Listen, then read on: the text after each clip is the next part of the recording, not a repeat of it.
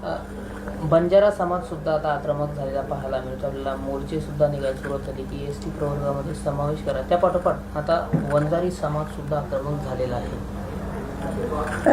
हे बघा, ज्याच्यात नोंदी आहेत त्यांना दिलं पाहिजे हे मत आम्ही जाहीर केलेलं आहे. कारण यांच्यासारखे आम्ही जातीवादी नाही आहेत.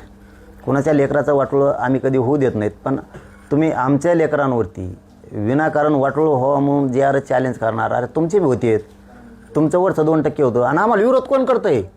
लाभार्थी टोळीचं ऐकून, परळीची लाभार्थी टोळी त्याचं ऐकून त्याचा एक डोळा चष्म्याच्या बाहेर यायला लागला आता, असं त्याच्याच जवळचे त्याच्याच जातीतले कार्यकर्ते सांगत आहेत.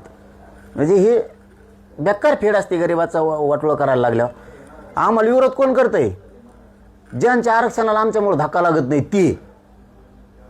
धनगर समाजाच्या आरक्षणाला धक्का लागत नाही तर ते परळीच्या लाभार्थी टोळीनं त्यांना हाताखाली धरले. वंजाऱ्याच्या आरक्षणाला मराठ्यामुळे धक्का लागत नाही आमच्या विरोधात ते. आणि हे गोरगरीब धनगराला गोरगरीब ओबीसीला कळायला लागले. ज्यांचं काहीच धक्का लागत नाही ते मराठ्यांच्या विरोधात लढतात. याचा अर्थ यांना ह्या परळीच्या लाभार्थी टोळीला धनगराचा वापर करून मराठ्यासंग भांडणं करायचे. गोरगरीब ओबीसीच्या तेच ध्यानात आले.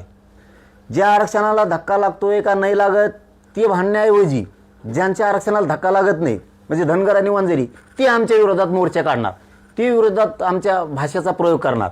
मग त्या ओबीसीच्या आणि गरीब धनगरांच्या लक्षात आलं की हे परळीच्या लाभार्थी त्या टोळीचं ऐकून, ती अजित पवारांची टोळी त्यांचं ऐकून विनाकारण हे धनगराचे आणि मराठीचे भांडणं लावायला लागले.